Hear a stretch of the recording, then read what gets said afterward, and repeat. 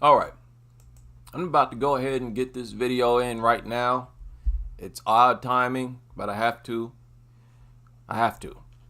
First, Veronica Hardy defeats JJ Aldrich. Veronica Hardy defeats JJ Aldrich. JJ Aldrich, introduced as a striker, did not want to strike. She didn't want to strike. I think that's telling. She didn't want to strike. So what'd she do? Spent a lot of time with Veronica pressed against the cage, trying to take her down, kind of stinking up the joint. We had some boos, heard some boos going on during this fight. JJ Aldrich loses again. My thing is with Veronica Hardy. Let's take a look at her record. How's she looking right? She's on a 3-fight win streak. Currently on a 3-fight win streak. More importantly, she hasn't lost since 2020, but she's been very inactive. Fought twice last year. This is her first fight 2024. And you got to take a look at her age. I think she's 28. She's 28. So what's going on with her? She's reaching her prime. I always thought she was real, of course, fast on her feet and fast, period. Just very extremely quick. I always thought she underperforms in really every one of her fights, she underperforms. Hesitant, doubts herself, not confident in her speed, especially in comparison to her opponents, and she gives them more opportunities than they should have. She's got above average speed that I don't think she's really capitalized on as well as she should or could. Veronica Hardy has rare speed. She and Dan and her team need to realize that and build her style based on that, on the fact that she has above average speed, foot speed, and hand speed and kicking speed. The kicks get there quick, lightning fast, and she's out of there. She ain't clumsy like Tabitha Ricci. She's always balanced. Seems like she's always in a position to throw a punch. They need to take advantage of it. A fighter with pretty good balance, with above average speed like that, I think should be more assertive. Because listen, most girls are not assertive. Whaley, I think, is taking advantage of that. Her and her team taking advantage of that. Assertiveness is part of what has what's causing WMMA not to evolve. That's one of the low points of WMMA. Women in general are not as assertive, aggressive. I think Hardy needs to be. She can afford to be. Because for the most part, girls are not trying to... They respect her speed. Put it like that. Now, in all her fights,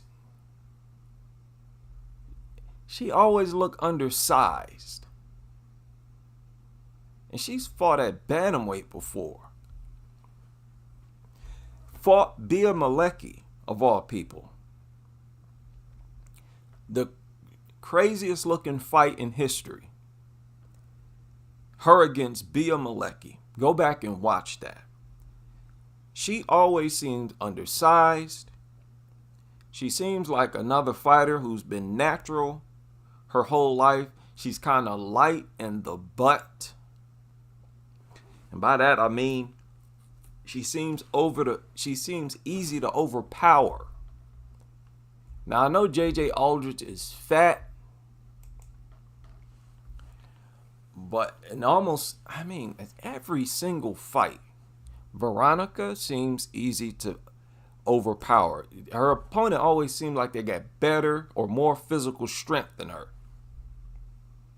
So she ended up getting muscled around and pressed against the fence, like what we saw here.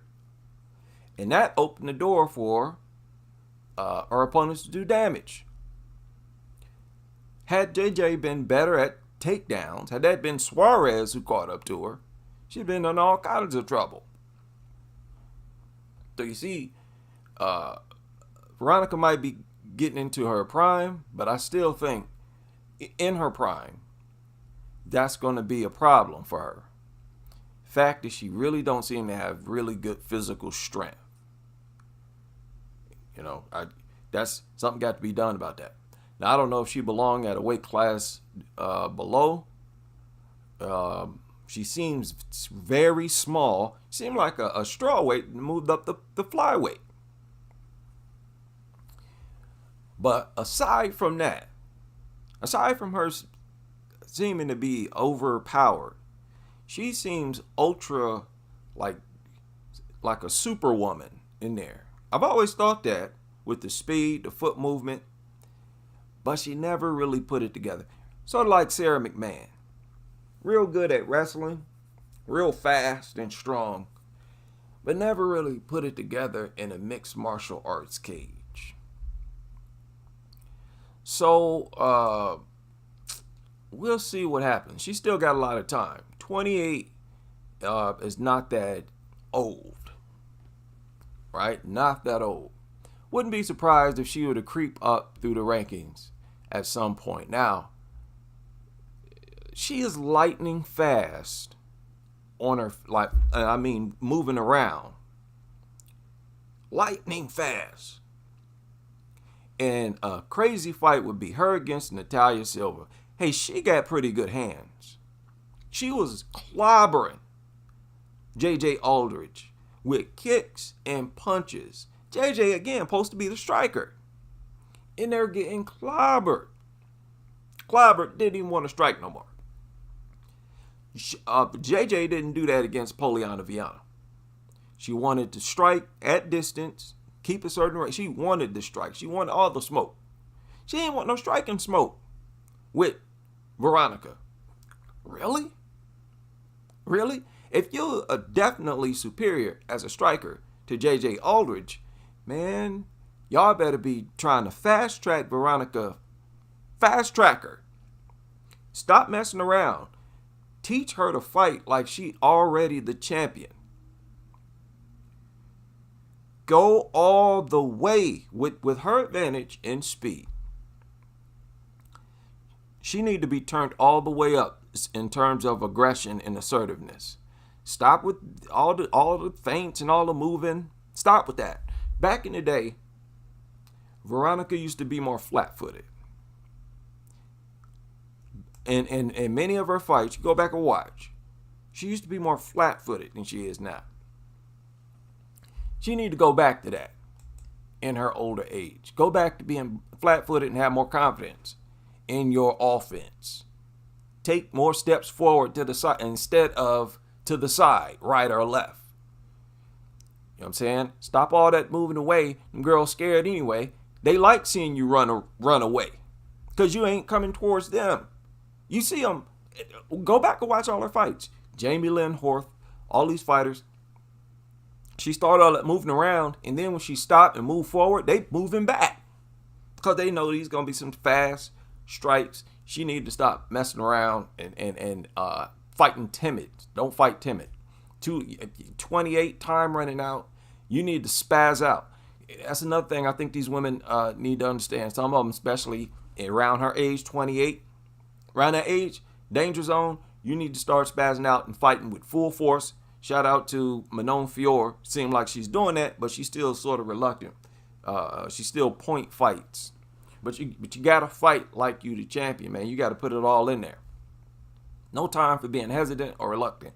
especially when you got a little chubby chick like JJ Aldrich, who really ain't got impressive speed in front of you. Seeing she clearly hesitant and scared. JJ looked scared to me to strike. Looked doggone scared. She was scared of what was coming back, scared of what was coming her. Most of them was lead strikes. But most girls don't try to counter Veronica's strikes. They don't even try to counter because they come so fast. They just happy to just block it or get out the way. Man, they better fight like Veronica is the champion. If they understand what I'm saying here. Now to the other fight. Tisha Pennington loses to Tabitha Ricci. Now I was getting very upset with it as I was watching this fight. I was getting upset with Tabitha Ricci because she seemed clumsy. And her takedown ability looks poor. It looks poor. Like she has no shoot in ability at all. And many a moments in that fight, Tisha Torres was running, like almost running forward, doing that goofy combination that it gets on my nerves. Left, right, left, right, left, right. She doing all that. Perfect time to get a takedown. But Tabitha looks so stiff and awkward. She don't look like no real wrestler. She was not no Sarah McMahon in there. Carla Esparza in there. They would have got them takedowns. They'd have been shooting in like a real wrestler. I thought wrestling was her pedigree. Maybe I need to research her history. Because what she was doing in there tonight was not popping. No. She was in there missing multiple opportunities. Count the number of times she actually made physical contact with Tisha, caught up with her, and couldn't get a takedown. All the time she spent with Tisha pressed against the fence and still failing to get a takedown. If I'm not mistaken, they started booing a few times. She trying. Tabitha, what are you doing? I was getting so frustrated. Man, she needs to train with Merab Dvalishvili. Or some Aljamain. No, I don't like Aljamain Sterling either. Very annoying. Look, man, if your pedigree is wrestling, I thought those were the best at getting takedowns. Might not be the best at submitting you, but boy, they shoot in and they stick to you. Where is that with Tabitha? She stick to you, but she ain't really doing much. And when she get inside, it looked like I don't know. I didn't think she looked good in that victory. Now, I didn't think Tisha looked good either. Looked old. She almost looked old, like she didn't aged through this layoff and pregnancy return. But Tabitha, man, strike for strike, Tabitha got poor striking. Her punches is raggedy and stiff and no good leverage, no form, just raggedy punches. Kicks, raggedy too. They don't look good. She throw out them little leg kicks. She just looks far too upright. She's not fluid. And she was kind of struggling in there. What makes her a good striker, Tabitha Ricci, her best tool is her foot speed. Remember, she was able to outstrike her most recent opponent, mainly using her foot speed. But tonight she was kind of getting lumped up. She was taking some shots, and the wrestling was not hitting. Again, listen, man. Look at some of these fighters in the UFC. Some of them, when they get up to you, they gonna get you down. Wei Lee, it's like, man, she's gonna get you down. Tatiana Suarez, she's gonna get you down. Most likely, even Carla's gonna get you down. So for Tabitha, I see a striker with good takedown defense or something. Lighten her up. Lighten her up. Now, I know she's doing, but remember, she lost to Lupe Godinez by split decision, Tabitha Ricci. So she's no more undefeated at strawweight. And but I think a good, solid, polished striker. We'll see the same thing we saw when she tried to go to 125. And that'll probably be the last bad beating she ever takes. She better stay away from 125. Stay away from Manon Fiore. Stay away from high-level strikers. Period. High-level strikers. Period. Now, some people were wondering, did Tisha look smaller? Did she look less muscled? I didn't think so. She's always been kind of tightly muscled, had a real flat body. She might have looked a little different, maybe, but look, she was the same weight. So I don't think she got weaker or nothing like that, played a role. Did she look tired before the first round was even over to me? Tired for the first round, and I knew that was over. That was going to be a problem because Ricci got pretty good stamina. That girl just keep going. Ricci keep going. It looked like they tried to base their game plan on, or like they tried to take advantage of Tisha's layoff. Because you saw as soon as they touched up round one, Ricci went right after. So, yeah, we'll see how far Ricci can get. I believe she's only on a two-fight win streak, right? No. One. Yeah, she just lost to Lupita. She had a good win streak going. She was on a 4-fight win streak before she lost to Lupe. So she's been doing pretty good at 115 after getting obliterated by Manon.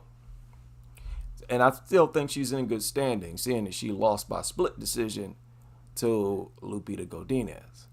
But you notice these fighters really ain't no striker like that. Against a high-level striker, I think Tabitha have all kinds of problems. We'll see what happened. Tisha Torres, that was her second 2-fight win streak, sparked up. JJ Aldrich was on a 2-fight win streak before losing to Veronica Hardy. Veronica Hardy now on a 3-fight win streak. They better crank it up with her. Right? I will see y'all when I see y'all. You say Tisha was robbed. Thought Tisha was robbed? You say Tisha the one got takedowns. Well, Tisha got taken down in the first round, though. Right?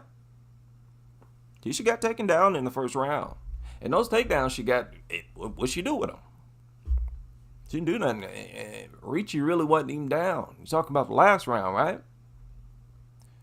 They were wrestling, both got back to their feet. But Ricci didn't do nothing with her takedown anyway, but it was like a clean takedown. So, I don't know. I thought it was kind of close, but I thought Ricci pulled it off. Tisha looked bad, though. She got to come better than that. She got to be more dedicated. Like I said, I don't think getting pregnant and being having a long layoff is going to help her. And I don't know why she did that. She was on a roll before she got pregnant. Remember, she lost a split decision to Mackenzie Dern.